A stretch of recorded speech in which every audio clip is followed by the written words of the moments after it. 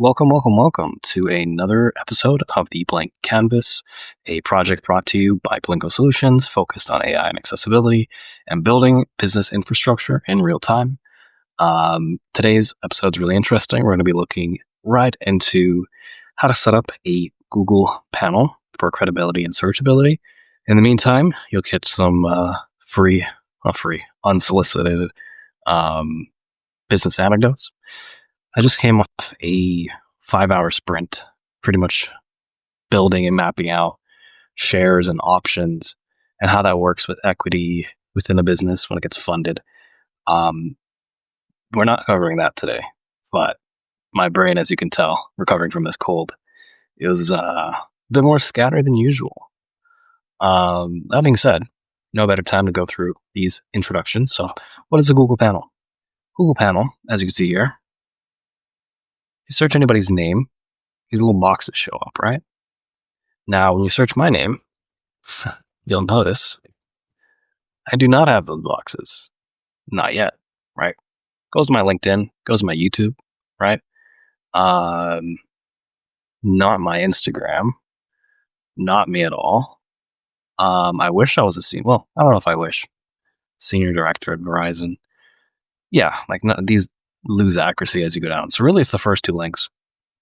Beyond that, not really killing it heavily on the SEO side.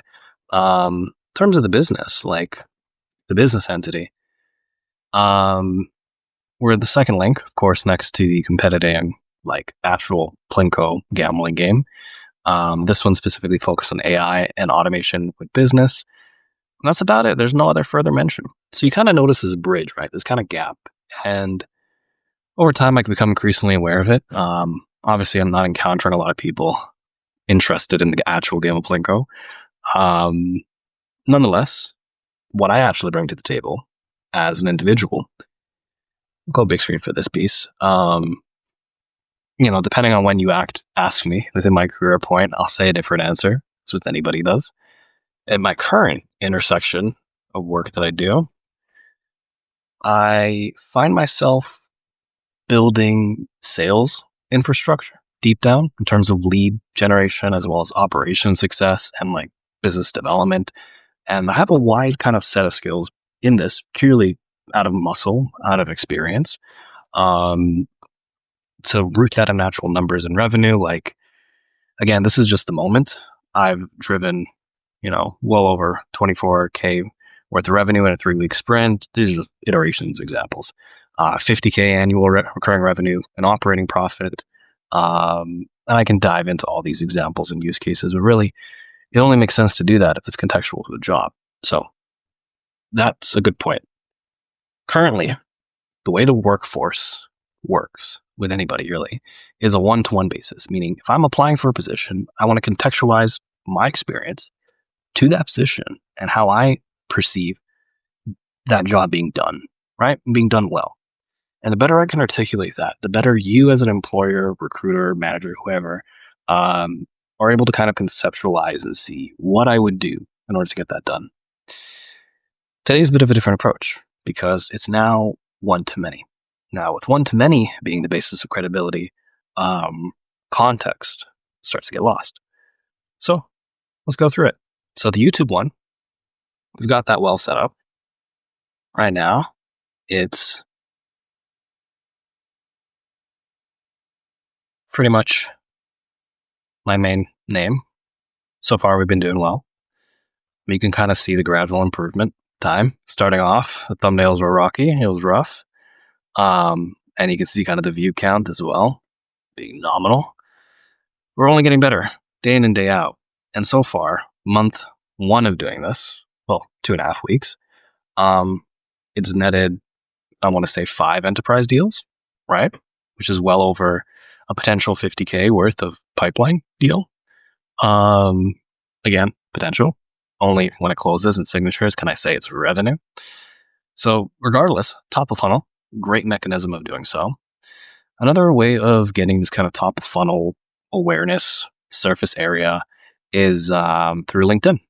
So my background's in technical recruitment and sales management. That's where I've been for the last decade for the most part. I'm also a licensed realtor. So large part of my LinkedIn has kind of shape-shifted into pitching as a service provider time and time again. And I'm also just kind of documenting the process. Um, if you really want to see my long tail experience, less about what I'm doing right now and more about what I've done in the past, you can definitely feel free to dig into this and kind of see how I came to be with all my different, technical curiosities and facets. Um, humble beginnings, Amazon warehouse, night shift for those that know me from that time. Um, and in terms of, you know, being able to establish good surface area, no, these were my two links that popped up, right? The other two that come up here are non-searchable unless you have the platform, right? So Upwork or Ramen.tools, which really is just a search aggregator for all the different tools and tech stacks that I can work with. Again, this isn't exhaustive, but it's enough to kind of showcase, the learning trail over the years. Um, I didn't start at some magical place seeing this in my head. I looked for business processes and things I needed to build, and then went ahead and actually tried to build them. And, with a good success rate, I started to slap on the skill set of using these time and time again. Now, again, I'm no expert in any of these domains, truly, but the surface area has allowed me to say if there's a task requiring these things, more than likely I can get it done. And the speed in which I can get it done over time only improves. And that's kind of the nature of a junior versus senior development stack. However, I'm less of a developer, I would say, and more of a solutions architect. Now, what's the difference within that?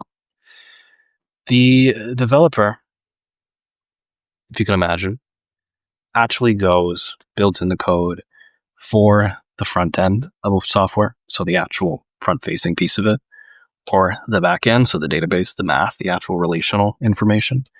The architect is the guy or the gal who looks at both and sees how they work together to kind of fit the bigger product market fit, and being able to also contextualize that story to the story of executive leadership and management and technical implementation, right? And being able to scaffold those things in a way that doesn't overwhelm the individual, but actually tangibly helps them, right?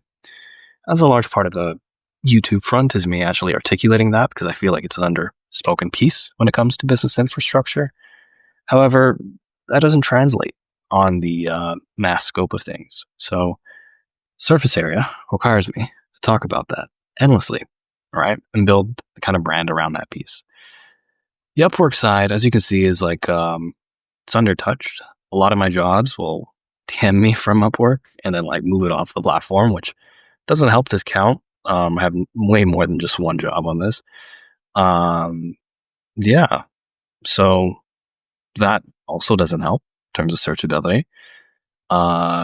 Taking that into account, you got to expand our grip. So Twitter, truthfully, I do not use. X, as we would call it. But it's worth creating an account for the surface area. So let's go ahead and do that. We're going to root this one. And this. Now, in terms of like posting and like figuring out how to actually use these platforms, should know, it is worthwhile if you know the platform well and you're interested. But in order to kind of build surface area specifically for what we're talking about today, we're not going to do that. Mainly because it's a lot of posting. We're just setting it up, creasing through it, not thinking too much of it, and just seeing, what needs to be done. So without an account,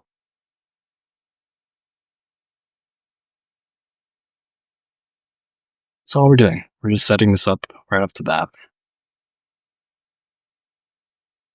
And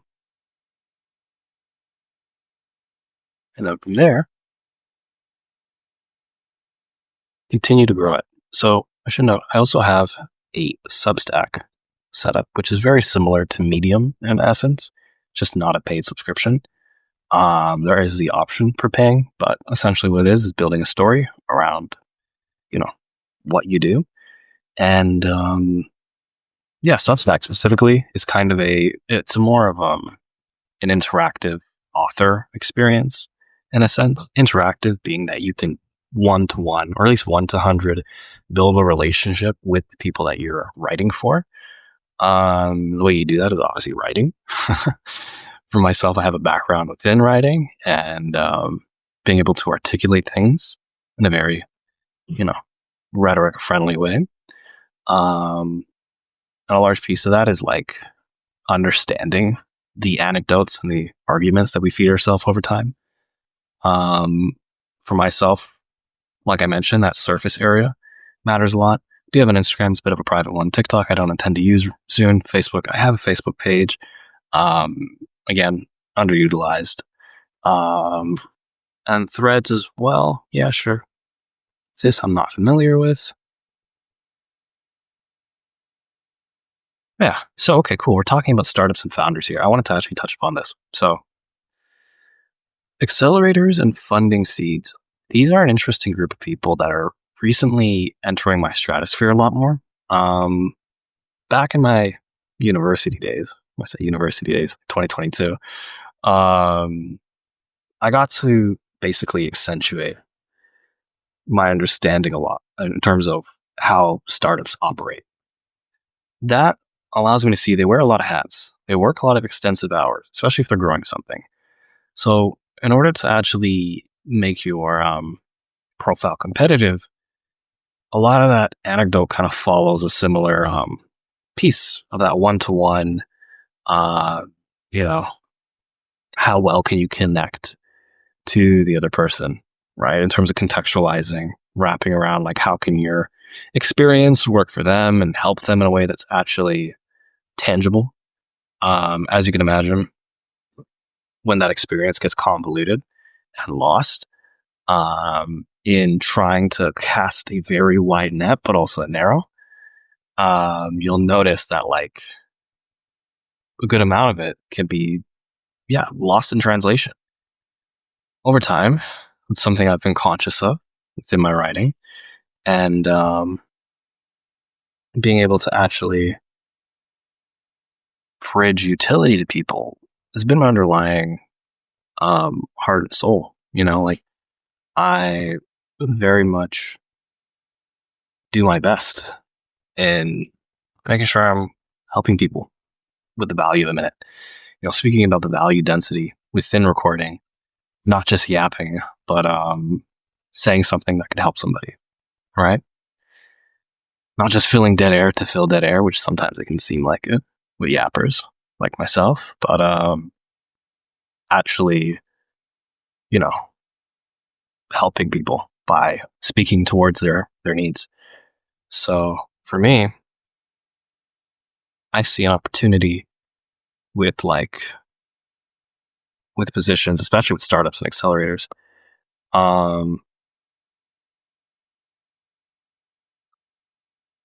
that don't have it, right?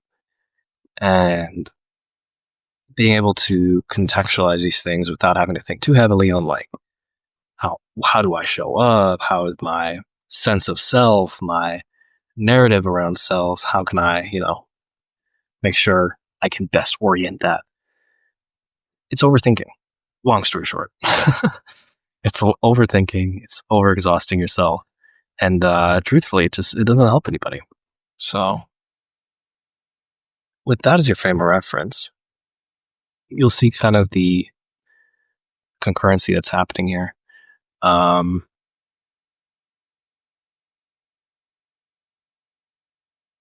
Should note as well, academia is an interesting realm.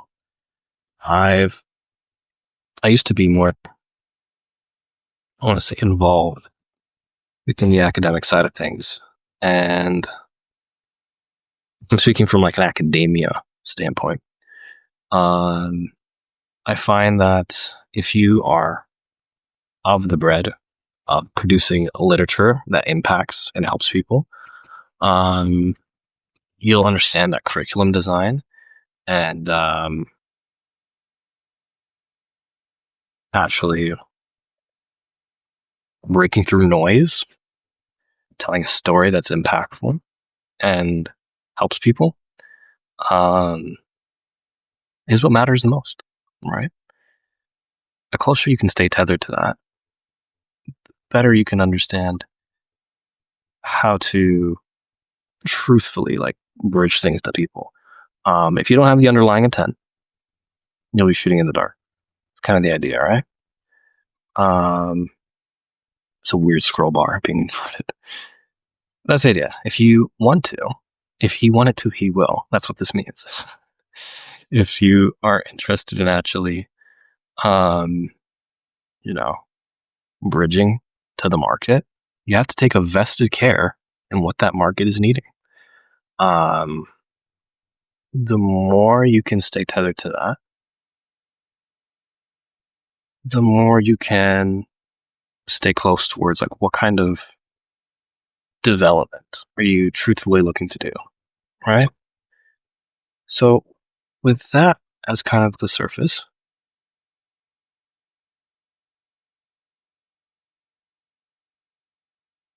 you have to kind of wrap your head around like where does the actual value land, right? And as trite as that sounds, value in this essence is how well can you, I don't want to say help somebody because that's saying the same thing, but how well can you deliver on your promises? How well can you set an offer out that can actually reach people where they're at and, you know, carry them, towards a place of experience, change, um, of actual impact, and, you know, making sure that that help is actually getting to them and that when it gets to them, the experience they're having is beyond just exceptional, right? It's one of those ones where they can't help but want to work with you more. And if that's your operative, way, regardless of your, you know, 1 to 1, 1 to 100, the ability to help many people by doing a good job is the most rewarding thing. And I think the more you can approach that, the more you'll find gratification in doing so. At least that's what I'm looking to do. So in that process, brand new tool set up there. Next on the list, school is obviously set up. Product hunt is an interesting piece here. So the world of a marketplace has an interesting pricing model, specifically because of its capacity to engage with people that are innovating within a space. The more people that are back to surface area, the more people that are actively helping evolve and grow and improve things, the better. So with that in mind, the irony here between it's interesting trying to, let's say irony, but being able to contribute to a marketplace almost works similarly to an academic literature environment where you're actively trying to just improve life for people, right? And the more you say, hey, here's a way of doing that, and you just share it, you broadcast it, you're doing it within an ecosystem that is already, intrigued for how you can do that. And the titles in which that takes place can mean anything, right? I could founder here, I could COO, CTO, whatever I want. Implementation specialist, like, okay, he implements. Implements what?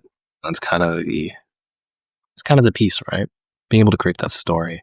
So you'll notice I'm kind of just like going through here, copy pasting. It's like I've already spent hours, days, weeks over the span of years crafting this, right? The most distilled way to kind of capture this. And it's a mission statement from December 22 forward, basically sharing I'm all in on AI. And all my other definitions and my bios and whatnot are more around revenue and like what I've produce. This is more about what I do and why I do it. You know, a large piece of it is, tech driven, accessibility driven, AI driven. And, making that accessible to people, because there's so many walls towards, that accessibility piece. I do feel like the more you can bridge that and make it tangible for people, the more you're feeding, fostering an actual healthy environment. Well, go ahead. The more you can cover surface area, help people, I think at the end of the day is really what you're looking to do. Then the ego associated towards how's this narrative oriented? Sure, you can look at it strategically. You also can look at it from a piece of I don't want to say surface area again, but how do you show up for people, right? Not even just within work, within life. And how can you translate that in your way of being, right? If you're working within a startup that is not your own, or if you are within your own, then who you are within that is in direct translation with how you show up and how people trust you, right? When I say I'm a licensed realtor, you understand that by proxy, I should understand the real estate market. If I say I work within AI and sales, by proxy, you would believe I understand artificial intelligence and GPT, models and architecture. Which is, there's truth to that. But my strength is truthfully in, design and being able to be strategic about that design, especially when it comes to impact. I find often direction is more important than speed.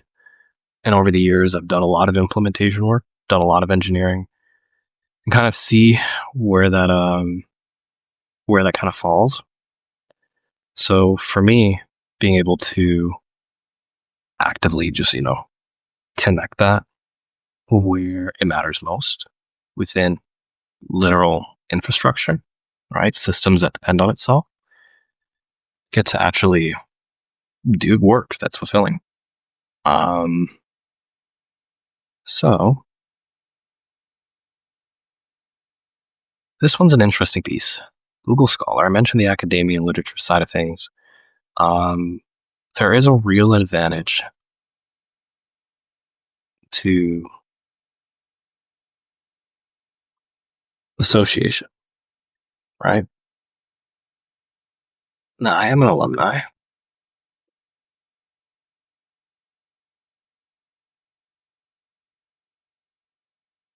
I do think there's a lot of value in being able to actually lean on what your institution's already done. What's interesting here is that if your articles are not already submitted, then it would be tough for you to kind of set this up, from my understanding. Yeah, which appears to be the case. So this one, as I know, I have to wait a little bit. I need to actually go and submit some material and go through an approval loop. So we'll save that for later. Go through these last two down here. There is a decent upside to Google Scholar, and it's worth a hassle if you are a fan of academic literature. You get good feature, especially when people are, from the same alumni kind of background, and they approach your company and they go research you. They see you're from the same background and you've published within the same university. They're more familiar with those academic limits and guardrails. So you then have an inside avenue for those that are familiar with it. And that translates across. If someone sees you, for example, that Amazon piece, someone recognizes you working within the same warehouse or whatever, there's, upside. So with that being said, I'm just going to speed through this next part here. Being in these sort of journalist aggregators, so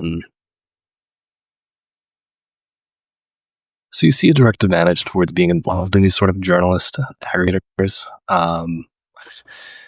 Lost a bit of a connection there, but pretty much all you have to do, follow through the same verification process. Get it all set up. Yeah, not too much to do with this one.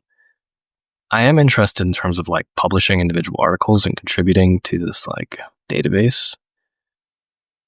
Yeah. Playing against this, what you call dead internet theory, where it's just AI talking AI, but, pretty much building a full interface. So this card one I noticed is an interesting one because it's more of a landing page. Now, as you know, these can take anywhere from 10 minutes to 10 days to 10 weeks. Less is more is typically the ballpark. I already have this. That's what this is. But I guess you want me to do it within cards so you can search it for searchability. So that's second purpose. Let's go with this one. Decent fan. Like the smoothness of this one. Now, question is, how does the photo come out? Guess we'll know. So, background image. Let's tackle that first. There's a few ways to do this. For our second purposes, we're going to go with a Airtop.ai generated approach. Just because I think it's the cleanest one, give or take. So, AI generated, as you can tell. I am curious. Jeez. Well, that's doing too much. All right, so instead of this self-aggrandizing commentary, I'm just going to speed through this and, talk you guys through what I did. Okay, home stretch. Here's what we got. Nice and smooth. It was AI generated, by the way, using a tool called Secta. This down here just pretty much links to everything. YouTube, LinkedIn. This logo is the Visco logo, but we're going to use it for the ramen tools, which is that same tech stack stuff. Then there's Upwork, the About Us, the actual text for that, and then my email.